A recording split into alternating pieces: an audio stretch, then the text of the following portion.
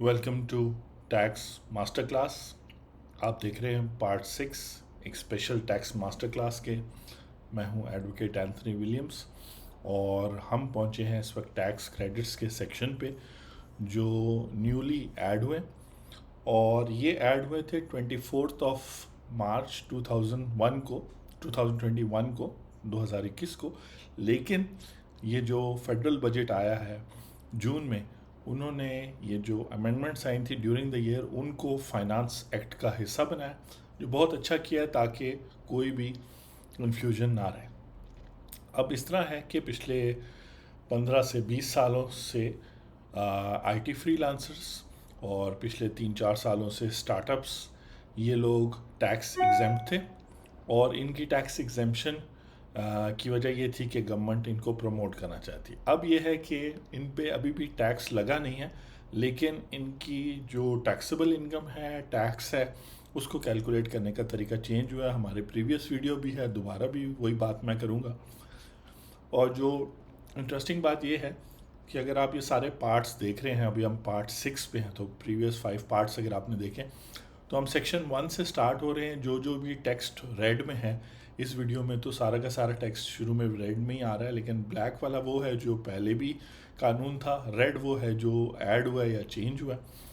तो आपको ये भी पता चल रहा है कि साथ साथ जैसे पहले कंप्यूट कैसे करना है, इनकम फ्रॉम बिजनेस के हेड के नीचे स्टार्टअप की इनकम आएगी, एक्सपोर्ट की इनकम आएगी, आईटी सर्विसेज की आएगी। उसके अलावा प्रीवियस पार्ट में हमने आईटी सर्विसेज और आईटी इनेबल्ड सर्विसेज की डेफिनेशन देखी जो सेक्शन 2 में ऐड कर गई थी।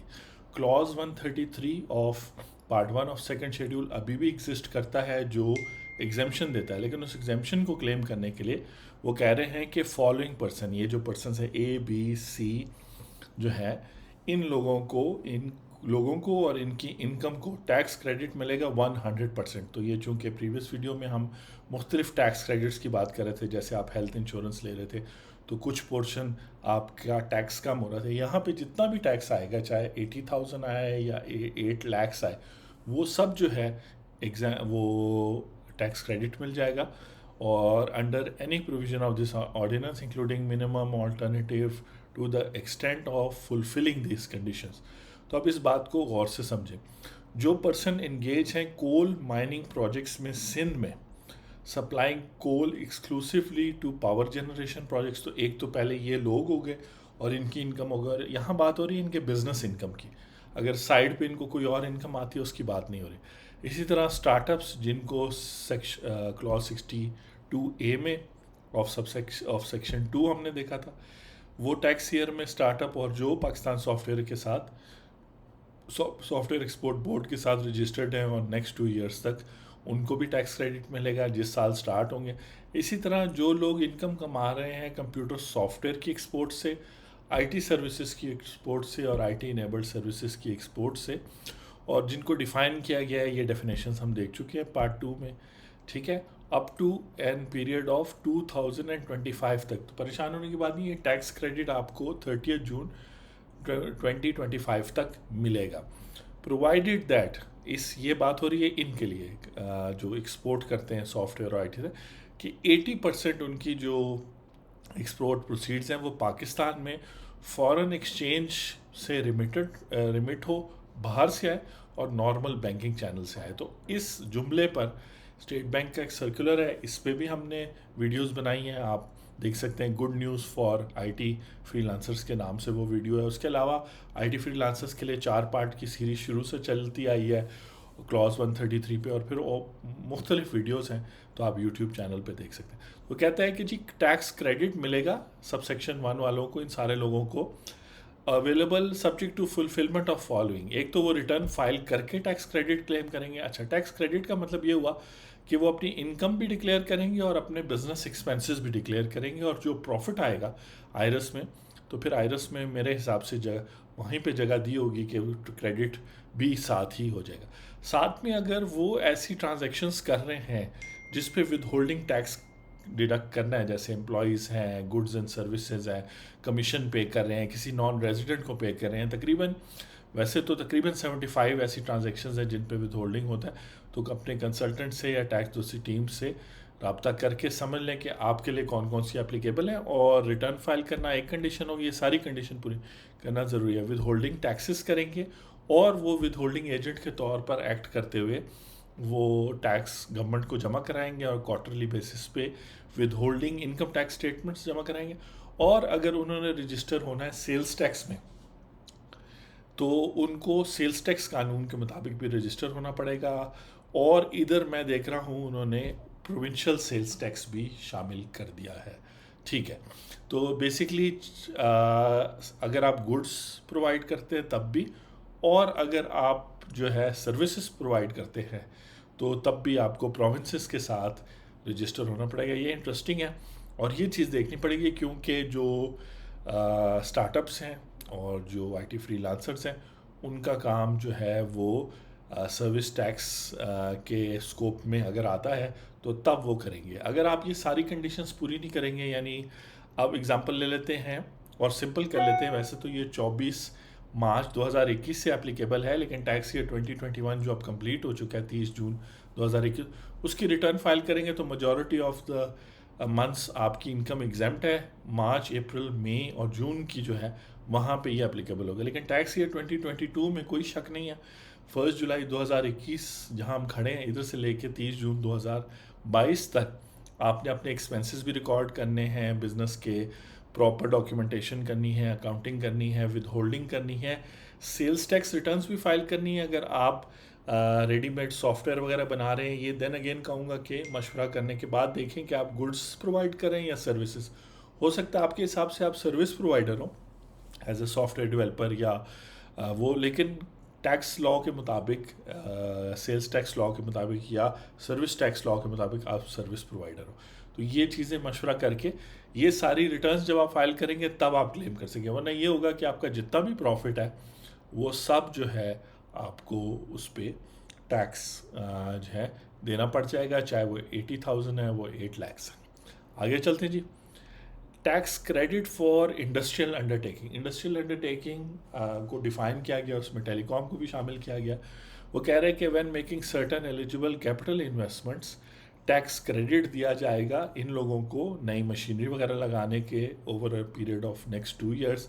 और यहाँ ग्रीन फील्ड इंडस्ट्रीज़ वगैरह का भी जिक्र है। तो इस तरीके से गवर्नमेंट आईटी इंडस्ट्री, सॉफ्टवेयर जो आगे चल के सबसे बड़ी इंडस्ट्री बन जाएगी, उसको भी इनकरेज कर रहा है। और वो, लेकिन आपने समझना है कि ये जो रेगुलेशंस वो डाल रहे हैं, ये वो इसलिए डाल रहे हैं ताकि जेन्युइन लोग ही इससे फ़ायदा उठा सकें। आगे कुछ कॉमन रूल्स हैं जो अक्सर सवाल पूछते हैं कि जी अगर हम 2 लोग हैं और हम प्रॉपर्टी अर्न करते हैं, तो वो कहता है कि where any property is owned by 2 और more persons, their respective shares are definite and ascertainable. यानी पता चल रहा है कि यार इस बिल्डिंग में मैंने 50 लाख लगाए थे, आपने 1 करोड़ लगाया था, तो ये है कि 30% मेरा शेयर हुआ। तो इस तरीके से वो person shall not be assessed as association of person, यानी कि वो टोटल रेंट पे टैक्स नहीं देंगे, बल्कि वो रेंट स्प्लिट हो जाएगा, जिसके 30% है उसका 30% रेंट के हिसाब से पेमेंट करनी होगी जिसने ज़्यादा पैसे लगाए हुए। तो मैं एक एग्जांपल दे रहा हूँ, इस तरह शेयर्स का पता चलना क्लियर। लेकिन ये है कि आपने बिल्डिंग बनाई थी फिर आपने आगे जाके अपने बच्चों के नाम कर दी, वो शायद इसमें फॉल ना करे, देन अगेन आप देख सकते हैं। और अगर आपका ये बिजनेस इनकम है तो फिर वो उस हेड के नीचे जाएगा। तो कुछ टेक्निकल चीज़ें ऐसे हो जाती हैं कि आपको लॉ बेनिफिट दे रहा है, लेकिन उतने हद तक जब तक आप अपनी बात में, आपकी बात में कोई सब्सटेंस है, आप किसी लॉजिक के बेस पे बात करें, उस वक्त तक कानून आपको हेल्प कर सकते हो। और टैक्स दोस्ती में हम यही इनकरेज करते हैं कि आप अगर कानून को और एफबीआर को के साथ अपना अच्छा रवैया रखना चाहते हैं तो आपको ये चीज़ें समझना चाहिए, थोड़ा टाइम देना चाहिए। इसी तरह डिडक्शंस वगैरह की बात करें, फेयर मार्केट से क्या मुराद है, मुख्तलिफ जगहों पे फेयर मार्केट की बात होती है कि जी कोई चीज़ मिली गिफ्ट की सूरत में या मुझे इनकम मिली, फिर मूवेबल प्रॉपर्टी के केस में, तो ये सारी चीज़ें बड़ा क्लियरली डिफाइन किया है। रिसीट्स ऑफ इनकम से क्या मुराद है, खर्चे किसको कहते हैं। अच्छा, अगर every amount taken into account under this honour shall be in rupees. अक्सर लोग पूछते हैं कि जी मेरा तो डॉलर अकाउंट है तो डॉलर्स में शो होगा। नहीं, यहाँ सेक्शन 71 कह रहा है कि इनकम टैक्स रिटर्न जब आप फाइल करेंगे तो आप हर एक नॉन रुपी अकाउंट को या नॉन रुपी एसेट को रुपीज़ में कन्वर्ट करेंगे और रेट अप्लाई करेंगे between the foreign currency and rupee on the date the amount is taken into account for the purpose of ordinance. कहने का मतलब है कि जब आप where an amount is the amount shall be converted to rupee, rate आप वो लेंगे जिस दिन वो ट्रांजैक्शन हुई है, या जब आप वेल्थ स्टेटमेंट बना रहे हैं तो 30 जून को जो रेट है, लेकिन फिर आप कंसिस्टेंट रहेंगे. इसी तरह इनकम का कोई सोर्स अगर ख़त्म होता है, लोग कहते हैं जी हमारा बिज़नेस ख़त्म हो गया, तो उसके लिए क्या करना है, फिर डबल टैक्स नहीं होना. टैक्स ईयर का मतलब होता है जिस तरह एक ख़ास पीरियड, जिस तरह बात हो रही है कि हर एक साल के 1 जुलाई से स्टार्ट होगा और 30 जून को ख़त्म होगा, तो वो आपका टैक्स ईयर होगा. आगे चलते हैं जी. ये वो जो ब्लैक में सारा टेक्स्ट है, ये वो सब चीज़ें हैं जो पहले से रूल्स अवेलेबल है. अब एसेट्स के हवाले से वेल्थ स्टेटमेंट पर भी और इनकम टैक्स रिटर्न के हवाले से भी सवाल पूछा जाता है कि जी एसेट की क्या कॉस्ट ले. तो वो कहता है कि जी a person who holds an asset shall be treated as having made a disposal, यानी कि टैक्स लॉ के मुताबिक एक शख्स ने चीज़ बेच दी होगी, अगर वो उसको बेचेगा, एक्सचेंज करेगा, ट्रांसफ़र करेगा, डिस्ट्रीब्यूट करेगा, कैंसिल करेगा, और यहाँ पे फिर मज़ीद क्लैरिटी भी दी हुई है. और बिज़नेस एसेट और पर्सनल एसेट में फ़र्क है. बिज़नेस एसेट्स आपके इनकम टैक्स रिटर्न में इनकम फ्रॉम बिज़नेस के हेड के नीचे सब हेड्स हैं, उसके अंदर एसेट्स एंड लाइबिलिटीज़ यानी एक तरह से बैलेंस शीट का टैब है, वहाँ जाएंगे. और पर्सनल एसेट्स आपकी वेल्थ स्टेटमेंट में जाएंगे. इससे बहुत सारे बेनिफिट्स हैं जो अगर आप इस तरह ना करें और सारे एसेट्स पर्सनल में डाल दें या सारे बिजनेस में डाल दें, तो अच्छे कंसल्टेंट से अपनी टैक्स रिटर्न फाइल करें. ये सेक्शन बहुत इंपॉर्टेंट है और ये टैक्स ईयर 2022 नहीं बल्कि टैक्स ईयर 2021 अभी जो टैक्स रिटर्न फाइल हो रही है उनके लिए जानना ज़रूरी है. ये हाईलाइट मैंने लास्ट ईयर किया था, क्योंकि लास्ट जैसे अभी हम इस साल हाईलाइट करें, लेकिन अगले साल जब तक रिटर्न फाइलिंग का टाइम आएगा तो ये वीडियो दोबारा आप लोगों को देखनी पड़ेगी. लेकिन चूँकि वीडियोस बनाने का फ़ायदा ये है कि मैंने कॉम्प्रिहेंसिवली अपने 20 साल के एक्सपीरियंस को यूज़ करते हुए और ये सारा स्टडी करने के बाद ये वीडियोस बनाई हैं, तो जब भी आप मेरे से सवाल पूछेंगे तो अंदाज़तन मैं आपको ये वीडियोस का रेफरेंस दूंगा. पार्ट 6 देख रहे हैं.